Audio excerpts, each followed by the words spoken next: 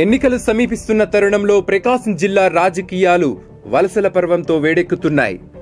గతంలో జిల్లాకు చెందిన సీనియర్ పొలిటీషియన్ ఎన్టీఆర్ అల్లుడు దగ్గుపాటి వెంకటేశ్వరరావు వైఎస్ఆర్ కాంగ్రెస్ పార్టీ అధినేత వైఎస్ జగన్ ని కలిసి వైఎస్ఆర్సీపీలోకి చేరేందుకు సర్వం సిద్ధం చేసుకుంటుండగా ఇవాళ చీరాల శాసనసభ్యులు ఆమంచి కృష్ణమోహన్ తెలుగుదేశం పార్టీకి రాజీనామా చేసి వైఎస్ఆర్ కాంగ్రెస్ పార్టీలో చేరుతున్నట్లు ప్రకటించడంతో మరోమారు జిల్లా రాజకీయాల్లో అలజడి రేగింది. గత కొన్ని రోజులుగా ఆమంచి పొలిటికల్ పయనం ఏ దిశ వైపన్న ఉత్కంఠకు తెరపడింది. ఇటీవల ఆమంచి పార్టీ మారతారన్న వార్తల నేపథ్యంలో ఆయనను బుజ్జగించేందుకు ముఖ్యమంత్రి ప్రయత్నించినా ఫలితం లేకపోయింది. సీఎంతో భేటీ తదుపరి ఆమంచి సంతృప్తిగా ఉన్నారు. ఇక పార్టీ మారరన్న తరుణంలో ఇవాళ ఆమంచి రాజీనామా లేక తొలుత సోషల్ సైట్స్ లో హల్చల్ చేయగా కొద్ది నిమిషాల్లోనే ఆమంచి తన అన్న స్వాములతో కలిసి హైదరాబాద్ లోని లోటస్ పాండ్ లో వైఎస్ఆర్ కాంగ్రెస్ పార్టీ అధినేత జగన్ ని కలవడం, ఆ తదుపరి మీడియాతో మాట్లాడుతూ వైఎస్ఆర్ కాంగ్రెస్ పార్టీలో చేరుతున్నట్లు ప్రకటించడం చకచకా జరిగిపోయాయి. ఈ సందర్భంగా ఆమంచి ముఖ్యమంత్రి నారా చంద్రబాబు నాయుడుపై, తెలుగుదేశం పార్టీపై, జిల్లా పార్టీ అధినాయకత్వంపై తీవ్ర స్థాయిలో విమర్శలు గుప్పిస్తూ అనునయుల అభిష్టం మేరకే త్వరలోని వైఎస్ఆర్ కాంగ్రెస్ పార్టీలో చేరుతున్నట్లు సుస్పష్టం చేశారు. గతంలో జరిగిన భేటీ సమయంలోనే ఆమంచి వైఖరిపై అసంతృప్తి వ్యక్తం చేసిన సీఎం ఆమంచి పార్టీ మారడం ఖాయమని భావించి చీరాలలో పార్టీ క్యాడర్ను కాపాడుకునేందుకు పార్టీ బాధ్యతలు సమర్థవంతమైన నాయకునికి ఇవ్వాలన్న తలంపుతో ఎమ్మెల్సీ సీనియర్ పొలిటీషియన్ కరణం బలరాంని రంగంలో దింపేందుకై వ్యూహరచనలు చేసినట్లు సమాచారం. ఈ నేపథ్యంలో చీరాలలో కార్యకర్తలతో సమావేశం అవ్వాలని సీఎం ఇప్పటికే బలరాంకు తెలపగా రాజకీయ ఓనమాలు దిద్దుకున్న చోటే పార్టీ బాధ్యతలు చేపట్టబోతున్న తరుణంలో టీడీపీ శ్రేణులు బలరాంకు ఘనంగా స్వాగత ఏర్పాట్లు చేశారు. టీడీపీ శ్రేణులు ఘన స్వాగతం పలుకుతూ ఫ్లెక్సీలను ఏర్పాటు చేశారు. రాబోయే ఎన్నికల్లో తెలుగుదేశం పార్టీ నుంచి చీరాలలో బలరాం పోటీ చేసే అవకాశం ఉందని, అలా జరిగితే రసవత్తర పోటీ బలరాం ఆమంచిల మధ్య జరుగుతుందని ఎవరు సాయంత్రానికి ముఖ్యమంత్రి గారి నివాసంలో చర్చించేది ఎవరు? ముఖ్యమంత్రి గారి నివాసంలో గాని, అదేవిధంగా సీఎం పేషీలో గాని ఎక్కడన్నా అఫీషియల్ గా ఎన్రోల్మెంట్ మీరు చూసారా? మీడియా ఇక్కడ ఒక 50 మంది ఉన్నారు. ఎవరెవరు కలుస్తున్నారనేది వీళ్ళంతా ప్రభుత్వానికి సమాజానికి అతీతంగా ఉండే శక్తులే. పొద్దున్న లేస్తే చంద్రబాబు నాయుడు గారిని సీఎం పేషీలో గాని ఇంట్లో గాని కలుస్తున్నారు. మా బోటోళ్ళకి గాని సామాన్యులకు గాని సమాజం గురించి మాట్లాడాలనే వాళ్ళకి ఏసవంత కూడా అక్కడ స్పేస్ లేదు. దానికోసమే మేమందరం కూడా విభేదించడం జరిగింది.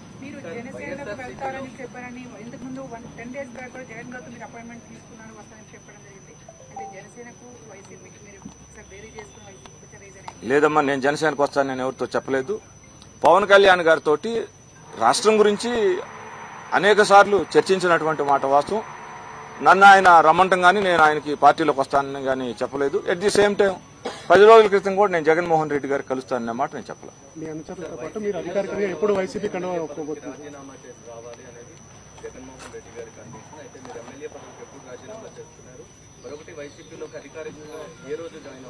నేను ఇండిపెండెంట్ ఎమ్మెల్యే కదండి, తెలుగుదేశం ఎమ్మెల్యే కాదు కదా.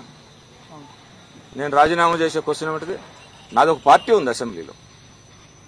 Along with that I will join with Jaganmohan Reddy గారు వైఎస్ఆర్సీపీ పార్టీ. వెళ్ళి మాట్లాడి ఒక మంచి రోజు చూసి as early as possible I will join with Jaganmohan Reddy గారు.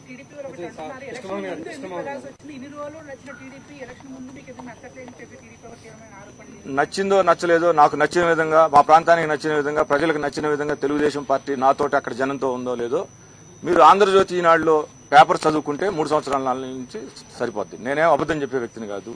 నాకు అసలు వ్యక్తిగతమైనటువంటి ఏ రకమైనటువంటి వ్యవహారాలు లేవు. నేను ఎంతకు మించి చెప్పడం కూడా సమంజసం కాదు. ఇప్పుడు ఎందుకు వెళ్తామంటే మొన్న కూడా చెప్పిన రీజన్ ఏంటంటే అద్భుతంగా ఉంది, గొప్పగా ఉందని పార్టీ వాళ్ళు చెప్పుకుంటున్నారు కదా. గొప్పగా ఉన్న చోట ఎవరినైనా సరే దోవనెళ్ళే దానయ్యని దానమ్మను పెట్టైనా వాళ్ళు చేసుకోగలరు.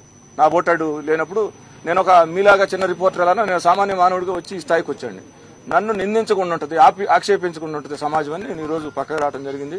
అది గొప్పగా ఉందా లేకపోతే ఇంకొక ఎలాంటి పరిస్థితి ఉందో కాలం నిర్ణయించింది. మీరు ఇక్కడ జాయిన్ కావడం స్పష్టం కావడంతో మీటింగ్స్ పెట్టారు కదా కార్యకర్తలతో అందరితో అంటే అందరూ యునానిమస్ గా అభిప్రాయం తీసుకున్నారు వైసీపీలో చేరాలి లేకుంటే మీరేమైనా మీ కుటుంబ సభ్యులు? అంటే నాకు అనేది సామాజిక పరంగా ఎలా అనేది రాజకీయ పరంగా ఒక విధానం ఉంటుంది కదండి. ఇంటర్నల్ గా ఆ సిస్టమ్ అందరితోటి నేను సంప్రదించడం జరిగింది. సార్ ఇప్పుడు మీరు ఇక్కడ జాయిన్ అవ్వడం అనేది కన్ఫర్మ్ కావడంతో చీరాలలో బలరాంని మీకు ప్రత్యేకంగా నిలిపే అవకాశాలు నాకు అవతల ఎవరు ఉన్నారనేది నాకు అనవసరం కదండి.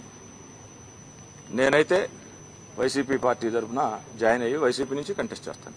అది మాత్రం చెప్పండి. చీరాల అసెంబ్లీ నియోజకవర్గంలో మీరు సామాజిక వర్గానికి సంబంధించిన నేత అయినప్పటికీ మీరునే ఒక బలమైనటువంటి సామాజిక వర్గం నేతలతోటి మీకు ఇబ్బందులు ఉన్నాయి. అలాగే చీరాల ప్రకాశం జిల్లా అధ్యక్షుడు జనార్దన్తో కూడా మీకు విభేదాలు ఉన్నాయి.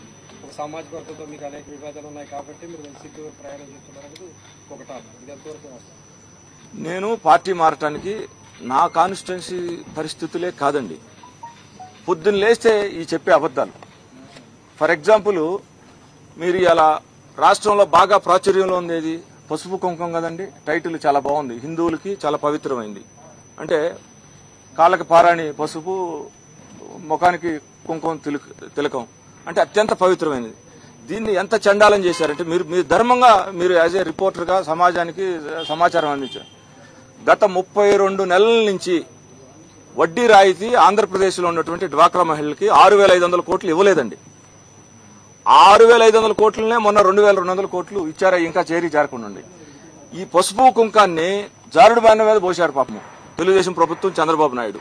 పవిత్రమైన పసుపు కుంకాన్ని జారుడు బండ మీద పోస్తే గాలి కొంత ఎగిరిపోతుంది అవినీతి మార్గంలో, కింద నేల మీద కొంత పోతుంది. ఇది నిజంగా డ్వాక్రా మహిళలు ఇబ్బందుల్లో ఉన్న మాట నిజం. 20,000 కోట్ల అప్పులు ఉన్నాయి, 18,700 కోట్లు బ్యాంక్ లింకేజ్ కింద, 1,300 కోట్లు శ్రీనిధి కింద, ఉన్నతి కింద 1000 కోట్లు ఎస్సీ ఎస్టీలకి, అదేవిధంగా సిఐఎఫ్ కింద ఒక 400-500 కోట్లు ఉంటే ఈ మొత్తం కలిపి మాఫీ చేస్తానని ఆయన చెప్పాడు. మీరు కూడా ఎవరు అడగట్లేదు, ఆయన అది ఇంతవరకు మాఫీ చేయలేదు.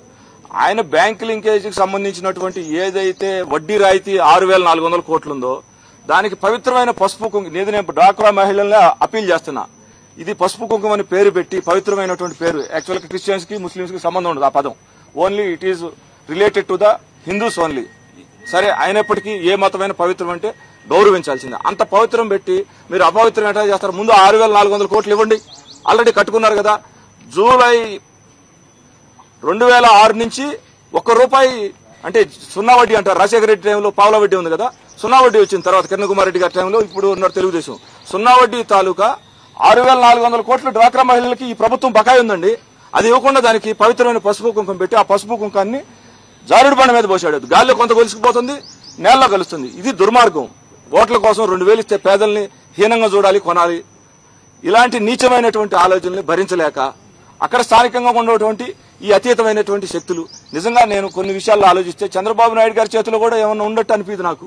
ఆయన కట్ట మీద ఉండి పెద్ద పెద్దవాళ్ళు వస్తారు, ఆయన కన్నా గొప్ప వ్యక్తులు కళ్ళతో సైకి చేసుకెళ్లి వ్యవస్థను నడిపేవాళ్ళు.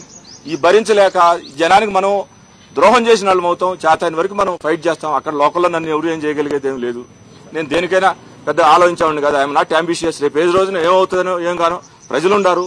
కులాలకి మతాలకి పార్టీలకి అతీతంగా పెద్ద పెద్ద ఉద్యమాలు చేసినటువంటి చీరాల అది కారంచేడు ఉద్యమం సంబంధం లేని సమస్యను ఎత్తినేసుకుని సంవత్సరాల తరబడి పోరాడింది. స్వతంత్ర ఉద్యమంలో గాంధీ గారు షెడ్యూల్ లేకపోతే గాంధీ గారి నుంచి చీరాల పేరాలు అట్నే బాబోటలందరినీ కూడా ఇడదాకా తీసుకొచ్చింది. వాళ్ళందరూ అండదండలతోటి నేను జనం వైపు నిలబడి ఈ దుర్మార్గాల్ని, ఈ నీచమైనటువంటి వరస్ట్ కులతత్వమైనటువంటి వ్యవహారాన్ని నేను ప్రశ్నించదలుచుకొని దానికి సరైనటువంటి వ్యక్తి రాజశేఖర రెడ్డి కొడుకుగా మేమందరం చాలా దగ్గరగా వాళ్ళ ఫాదర్ని చూసాం. జగన్మోహన్ రెడ్డి గారి దగ్గర గురించి చాలా తక్కువ మాత్రమే తెలిసి విన్నాం తప్పితే, అలాంటి ఆయన కొడుకు కాబట్టి ఈయన కూడా నీతివంతంగా ఉంటాడు.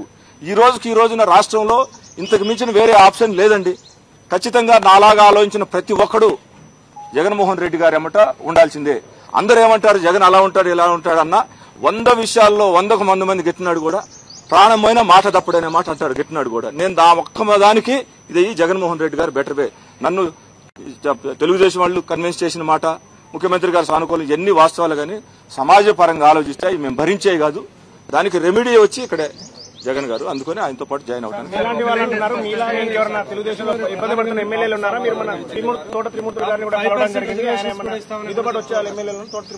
అంటే నాట్ స్పెసిఫిక్ అండి, వస్తారు, చాలా మంది వస్తారు, మీరే చూస్తారు కదా.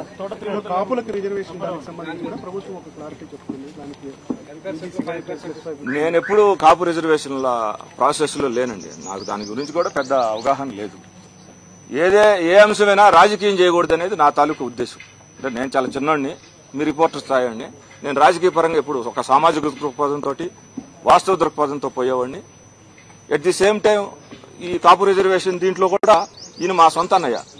ముద్రగడ్డ గారి రైలు దహనం కేసులో అసలు లేకపోయినా ఈయన 5వ ముద్దాయి. ముద్రగడ్డ గారి ఫస్ట్ ముద్దాయి, 2వ ముద్దాయి సాయి సుధాకర్ నాయుడు, అక్కడ తాటిశెట్టి రాజా, ఇంకొకరు ఎవరో ఒక పేరు పెట్టారు ఆ తోటగల్ల ఆయన, 5వ ముద్దాయి ఈయన. కానీ అసలు ఆ ప్రాసెస్ తో మాకు ఎలాంటి సంబంధం లేదు. అక్రమంగానే ఇట్లాంటి కేసులన్నీ కూడా పెట్టడం జరిగింది. సరే ఈ కేసులేమి మాకు లెక్క కాదు, చీరాలకే లెక్క కాదు.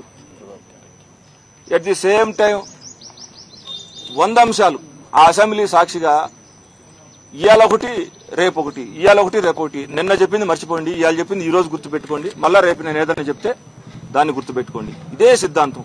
పిచ్చి పడుతుంది. అంటే ఒకవేళ ఆయనకి 70 సంవత్సరాలు వచ్చింది, అల్జీమర్స్ వచ్చినాయి అనే ఒక అనుమానం కూడా ఉండేటటువంటి పరిస్థితి. అద్భుతంగా తీర్మానం చేసి పంపి ఒక 50 మంది చేత పొగిడిస్తారు. మనకి స్పెషల్ కేటగిరీ స్టేటస్ అవసరంలా, ప్యాకేజీ అని చెప్పి సన్మానాలు చేస్తారు. మళ్ళా మరుసటి నెలలో మోడీ గారు తోటి ఏమొస్తుందో తెలియదు. ఐబీ వాళ్ళు ముందుగానే గుర్తించి ఇతను చెడు మనస్తత్వంతో ఉన్నాడు, పక్కన పెట్టాలని గుర్తించగానే మళ్ళా మార్చేసి ఆయన వ్యక్తిగతమైనటువంటి ఆయన భయాలను తీసుకొచ్చి జనం మీద రుద్ది, ఇంత దుర్మార్గం. మీరే మీ ఇష్టం వచ్చిన ఒక నెల రోజుల్లో ఆయన మాట్లాడిన భాష అవును కాదు, అవును కాదు. మీరు చూసుకోండి. పిచ్చి పట్టింది అనుకుంటారా, అల్జీమర్స్ అనుకుంటారా? అంటే సాగిపోతుంది. మనం ఏమి చెప్పినా వింటారు. ఒక నీచమైనటువంటి వ్యక్తిత్వంతో రాష్ట్రాన్ని చంద్రబాబు నాయుడు గారికి అప్పచెప్పింది. క్రైసిస్ తర్వాత ఒక అనుభవపరుడు. ఒక నెల ముందు కూడా ప్రజలు జగన్మోహన్ రెడ్డి గారు వైపు ఉన్నారు. కేవలం అనుభవాన్ని దృష్టిలో పెట్టుకుని ఇస్తే హైదరాబాద్ నుంచి పారిపోయొచ్చాడు వితౌట్ ఎనీ రీజన్. అసలు మనం ఫైట్ చేసిందే 10 సంవత్సరాలు హైదరాబాద్ కోసం. అద్భుతమైన హైదరాబాద్, చండీగఢ్, హర్యానాకి, పంజాబ్కి క్యాపిటల్ గా 5 సంవత్సరాలకి ఇస్తే 45 సంవత్సరాల నుంచి కొనసాగుతూ ఉంది. ఎవరైనా 10 సంవత్సరాలు 20 సంవత్సరాలు, that is right administrative decision, that is right business decision. ఇది హైదరాబాద్ మన ప్రాంతం వాళ్ళకి, పేదవాడికి అమెరికా లాంటిది. దీన్ని వదిలేసి నీ వ్యక్తిగతమైన చిన్న విషయాన్ని, అంటే మన పాత రోజుల్లో కూడా పెరికి కులం అనేది ఒకటి ఉండేది. కులం అంటే లక్షణాన్ని కులం కింద మారింది. అది మనిషి రాజు అనేవాడు యుద్ధ భూమిలో ఫైట్ చేస్తూ చచ్చిపోతే ఏమైందంటే ఆ స్పిరిట్ ఇంకొకటి క్యారీ చేస్తాడు. మన రాజ్యాన్ని రక్షించుకోవాలి, ఇదే స్ఫూర్తితోటి లొంగిపోయామనుకోండి, వదిలిపెట్టామనుకోండి, జనాన్ని అందరినీ, మహిళల్ని చెరబడతారు, పురుషులను అయితే బానిసల కింద మారుస్తారు, సంపదను దోసుకుంటారు. ఇవాళ అలానే 10 సంవత్సరాలు రాజ్యాంగం ప్రకారం కలిగినటువంటి మన హైదరాబాద్ మన హక్కు ఉంటే పారిపోయి 1 సంవత్సరం లోపు వెళ్ళిపోతే ఏందండి చెప్పారు రీజన్? మనం దీనికోసమే కదా. వాళ్ళ వెంకయ్యనాయుడు గారే కదా 5 కాదు 10 కావాలన్నారు, వచ్చింది. 10ని 20 చేసుకుంటారా? అది రైట్ పరిపాలన డెసిషన్. ఎందుకు వచ్చాం మనమాట? ఏముందో చూడండి అక్కడ. ఈనాడు ఆంధ్రప్రదేశ్ చూడొద్దులే, ఫిజికల్ గా చూడండి వచ్చి ఏముంది. ఇవాళ ఉద్యోగస్తుల గురించి కూడా మాట్లాడతాడు. ఉద్యోగస్తులే సాక్ష్యం. ఉద్యోగస్తులు సంఘాల నాయకులు వాళ్ళకి దేవుడితో సమానం, వాళ్ళకి దండం పెట్టాలి. సంఘం నాయకులు కాదు, సామాన్య ఉద్యోగులు. ఎవరు నన్ను ఎన్జిఓ వాళ్ళని అడగండి, రెవెన్యూ వాళ్ళని అడగండి, మిగిలిన పోలీస్ డిపార్ట్మెంట్ని అడగండి. తాగడానికి మంచినీళ్ళు ఉన్నాయా? కూర్చోటానికి 4 చెట్లు ఉన్నాయా? పేపర్ మీద వద్దు, మళ్ళా చెప్తున్నా, కొన్ని టీవీలో వద్దు, ఫిజికల్ గా చూడండి. ఇది దుర్మార్గం. ఏదో మనకు ప్రజలు ఒకసారి అవకాశం ఇచ్చారని చెప్పి ఇష్టం వచ్చినట్టు మేనేజ్ చేయొచ్చు, మీడియాను మేనేజ్ చేయొచ్చు. చాలా నీచమైనటువంటి చంద్రబాబు నాయుడు గారు వాస్తవంగా చాలా చిన్న స్థాయి నుంచి వచ్చాడు. ఆయనకి ఆయన వర్గం, ఆయన వ్యవస్థే ఆయనకు ముఖ్యమైనట్టుగా ఒక పరమైనటువంటి ఒక వాదంలోకి, కులవాదంలోకి వెళ్ళిపోయాడు. దాని నుంచి బయటకు ఆయన తేపోతే మనకు స్వతంత్రం వచ్చి కూడా వేస్ట్. ఆయన్ని చంద్రబాబు నాయుడు గారు ఆ తత్వం కలిగినటువంటి దీని నుంచి రాష్ట్రాన్ని మేము రక్షించుకోలేకపోతే మేము రాజకీయాల్లో ఉండి బతికుండి కూడా వేస్ట్. మీ గురువు గారు రోసయ్య గారు మీ గురువు గారుగా భావిస్తూ ఉంటారు కదా. రోసయ్య గారు అనుమతి తీసుకున్నారా, ఆశీస్సులు తీసుకున్నారా వైఎస్ఆర్ కాంగ్రెస్ పార్టీ? నేను కలిశానండి. నువ్వు చాలా ప్రజెంట్ మోడర్న్ పాలిటిక్స్ గురించి చాలా బాగా ఆలోచిస్తావు. నీ మనసుకు నచ్చి ఉన్న పరిస్థితులను బట్టి నేను ఏ నిర్ణయం అయితే తీసుకుంటావు అదే కరెక్ట్ నిర్ణయం తీసుకో అని చెప్పి ఆయన నాకు చెప్పడం జరిగింది. నేను 5 days క్రితం ఆయన ఇంట్లోనే కలిశాను. జాయినింగ్ కి ఏమైనా ప్రత్యేకంగా సభ పెడతారా, లేదంటే సమరశంకరరావు సభల్లో ఏమైనా జాయిన్ అవుతారా? మీరు ప్రత్యేకంగా ఏమైనా సభ పెట్టి జాయిన్ అయ్యే ఆలోచన? అదేముందండి, చిన్న విషయం కదా, కలిశాము, నైతికంగా చేరినట్టే. మంచి రోజు చూసుకొని వాళ్ళు ఏదో ఒక పద్ధతి చెప్తారు, మాకేదో లోకల్లో పరిస్థితి ఉంటుంది, కోఆర్డినేట్ చేసుకుని చేరుతాం మా వాళ్ళందరితోటి, ముఖ్యులతో మాట్లాడి. Nothing doing. లోకల్లో నాకు ఎవరైనా ప్రత్యర్థి ఉండారనేది క్రియేట్ చేయటం అది కూడా కుట్రే. ఒక వర్గం, నేను ఇండిపెండెంట్ గెలిచానండి. మీరు ఆలోచించండి, మీరు కష్టపడి ఒక ఛానల్ రాధాకృష్ణ గారు లాగా స్టింగర్ నుంచి అధినేతగా ఎదిగారంటే ఆయన క్యారెక్టర్ కదా, అది ఆయన గొప్ప లక్షణం కదా. కాదు, తక్కువ చేయటం. నాకెవడో ప్రత్యర్థి లేడండి. ఐ హావ్ లో సెక్యూరిటీ కవరేజ్ అండి. నాకు అత్యంత చిన్న భద్రతా వలయంలో నేను ఉండేది. ఒక సింగిల్ వెపనే ఉంటుంది, షార్ట్ వెపన్ ఉంటుంది. నాకు ఎవడు రాజకీయ ప్రత్యర్థి కానీ వ్యక్తి అది అంతా పేపర్లో క్రియేషన్ ఉండాలని ఈ అతీత శక్తులని నేను చెప్పాను పేపర్ మీద. నేను కాదు, 175 నియోజకవర్గాల్లో ఈ సమస్య ఉంది. ఒక కులం గుత్తాధిపత్యం కోసం ప్రయత్నం చేస్తుంది. I'm against that.